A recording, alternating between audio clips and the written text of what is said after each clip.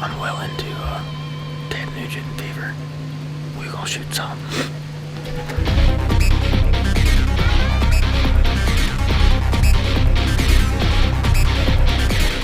On a more personal note, if a big old nanny comes by tonight, I'm busting her rear end. I'm tired of sitting and watching things live. I want something to die.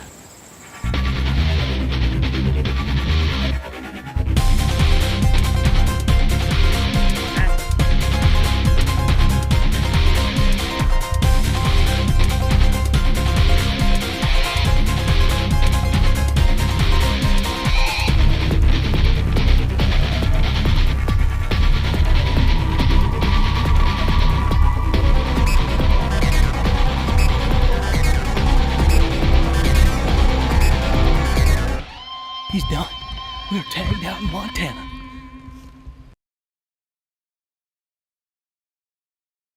This week is part 2 of Montana, and if you missed last week's show, here's what you missed.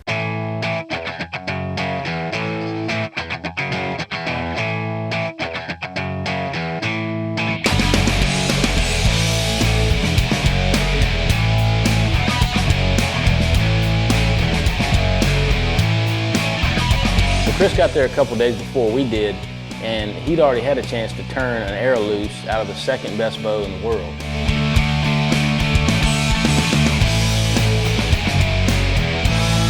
Montana! Booyah, baby. Go find the boys from Red Arrow. Dude, that's awesome, dude. That's the one we seen last night. Is it? 4 shooters, dude. We had a good time that night hanging out with Chris. We got to, we skinned out his deer with him, scored the deer, just hung out in camp, cut up, had a good time. Okay, now that's really freaking me out. I did not touch it. The next day though, Chris had a doe tag, and I still got to fill my buck and my doe tag. So we head out to this little spot that Chris and his cameraman Josh have been seeing some great deer.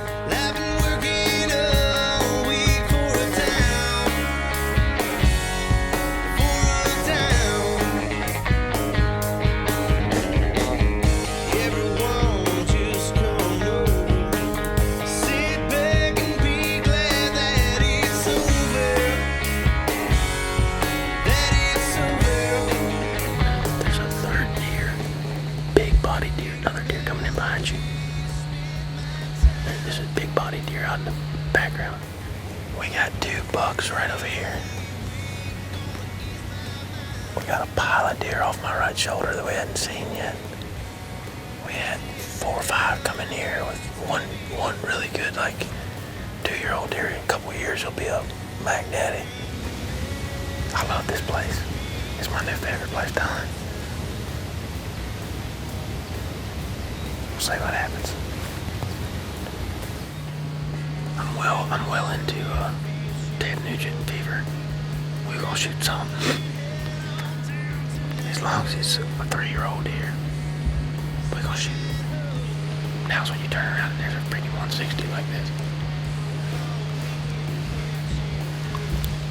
What a punk.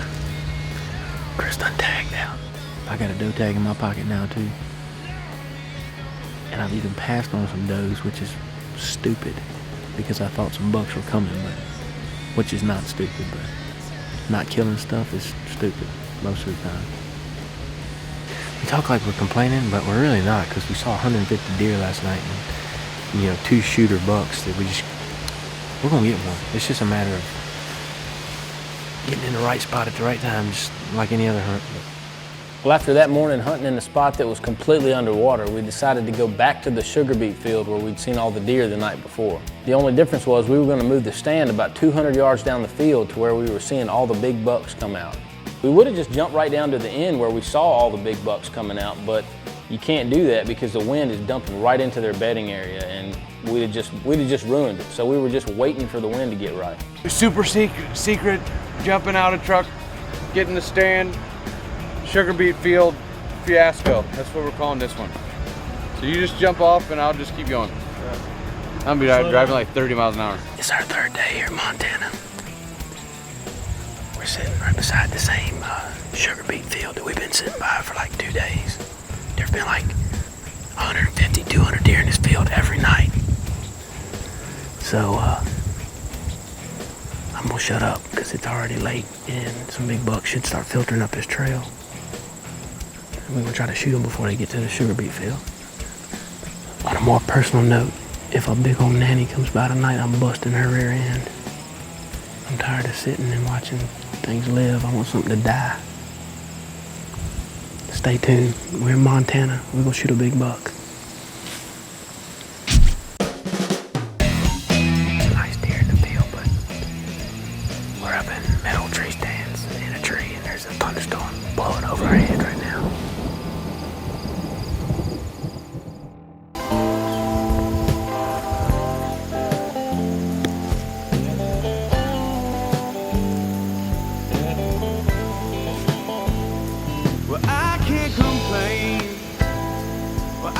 Complain about the reason you're leaving or the things that you said. Now I can't complain. Well, I can't complain about the reason you're leaving or the things that you said. 'Cause I was gone for a long time, for such a long time. I thought you'd wait for me, yeah. I was gone for a long time, such a long time. I thought you'd wait for me, and we both agreed, if I was to leave for a while, be open arms for me. You know, we're sitting in this stand and it looks like it might pan out. I mean, the deer are coming out kind of at the far end, but we still got some good deer moving all around us. And, you know, in the distance, we see this big black cloud coming our way. Bunch of nice deer in the field, but we're up in metal tree stands in a tree, and there's a thunderstorm blowing over our head right now.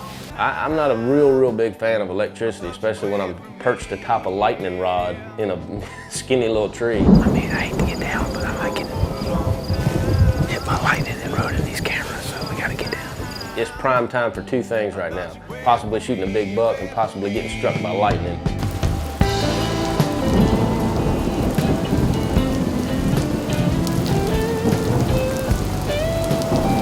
I tried to play it off like I was worried about the camera equipment. I really just didn't want to ruin my underwear.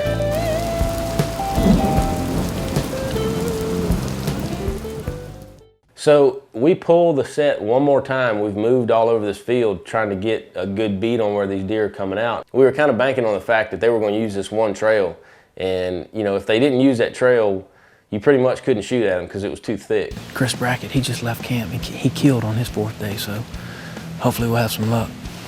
A bunch of real good bucks came through here yesterday at about the same time. All we've done is bump closer, and we're on their main trail right now. But we just threw up a stand this evening. The wind is not really perfect for this spot, so hopefully we don't get stormed on like we did last night. We're kind of threading the needle, just trying to get it done.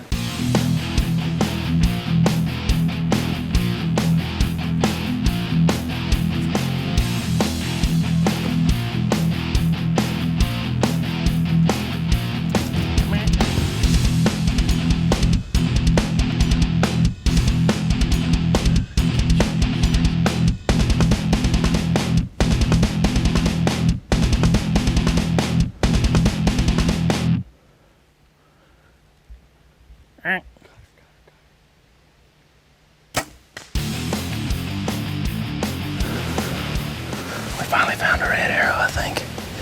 I guessed her at about 30 yards. I think she was right under the tree stand.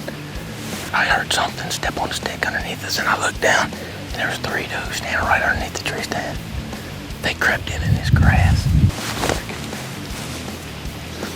Hey, y'all stick around. We just smoked a doe, and we're gonna try to get one of these good bucks that comes in here, buddy. We got blood in Montana, baby. I love it. That was kind of intense, because I know it's just a doe, but it's always fun when something's about to bust you. I had to shoot her quick. She's about to run.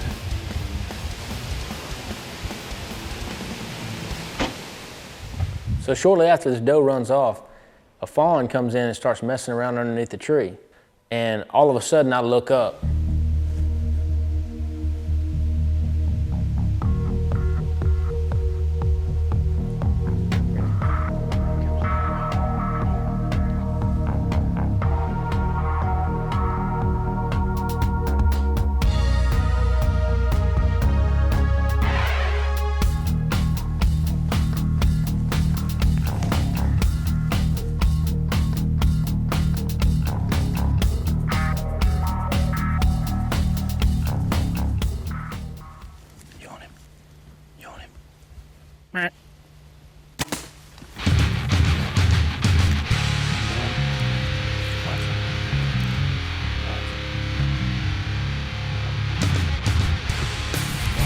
He's done. We're tagged out in Montana. Hey, he's done. That sounded like it didn't feel real good right there, boy. We just shot a big old 8-pointer. He's got just, I don't even know what he got. Did they come into the hub right here, baby? Did we pick a tree or did we pick a tree, son? Smoked him, baby. How could you not? He was 5 yards. I didn't want him that close, Josh. If you don't know, hey, if you never hunted in Montana, you got to come out here and get you some of this, because a redneck like me will lose his mind out here. I just can't understand how many, there's this many good deer. So after I shoot my buck and he runs out of sight, we're sitting in the tree stand and we hear something coming through the woods. We shot the first good deer we saw, and then 3 awesome bucks. One of them was kind of screwed up deer with like a mule deer split, and he was an old deer. The second one was a freaking rock crusher of a big, heavy, tight 8-pointer. I actually thought that the deer I shot was that deer from the time we filmed him earlier. I thought that was the same deer. And then a young 10-pointer that's gonna be a monster one day. That's the way it is up here. I mean, this is my first trip. And it's just amazing. Sometimes a bird in the hand is worth 2 in the bush. Sometimes 3 birds fly out and sit right under your tree stand right after you shoot another bird. I just wish these would leave and stop torturing us so we can go get my buck. It was painful, dude.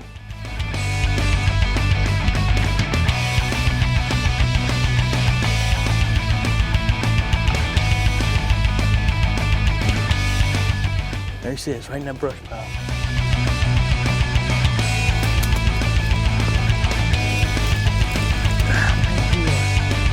I don't think he was feeling too hot when he came through here. He ran a red light coming through here, apparently. Had a little bit of an accident. Well, man, looking around us right now is why you come to hunt in Montana. We've been hunting out here with Archery Outfitters and Nikki Roth. Man, I tell you what, we've been seeing just tons of deer, tons of great bucks. This is the single best place I've ever hunted in my life. You can't go wrong up here in Montana. Man, that's a fine buck. He's heavy, he's got good brows, tall 2s on him. I am proud to be a country boy today. So we figured we'd take the buck back and just go ahead and get him back to the lodge, and we'd come look for the doe a little bit later.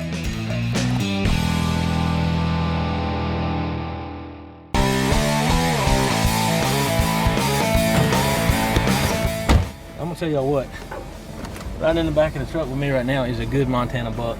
Let's go back and show Nikki, man, I can't wait.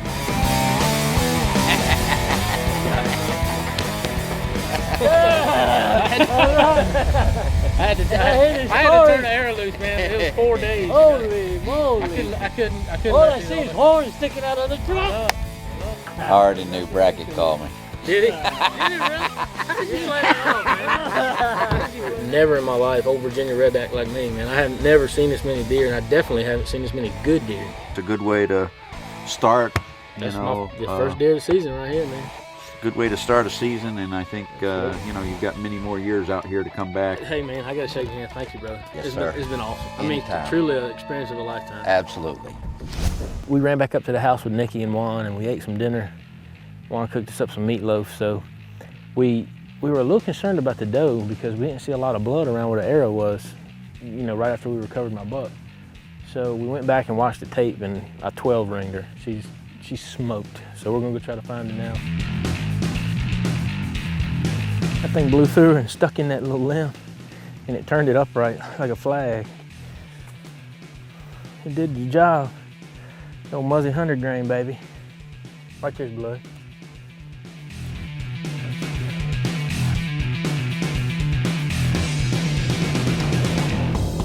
She went about 110 yards. She towed it down like a champ, man. I can't believe that. Hot dog. Awesome, man. That is too awesome. Oh, God. Did you get that, you sucker? And apparently I was so excited that I left my bootlace untied and tripped over the deer like a ton of stupidness and fell on my bow and did. Red arrow tip of the week. Tie your freaking boots before you leave the lodge. So Nikki took us up the next day to this beautiful spot overlooking the Missouri River. We were gonna have a little photo shoot, take some pictures of the deer that I killed, and just kind of hang out for a little while. Wish I could go back. I can't go back.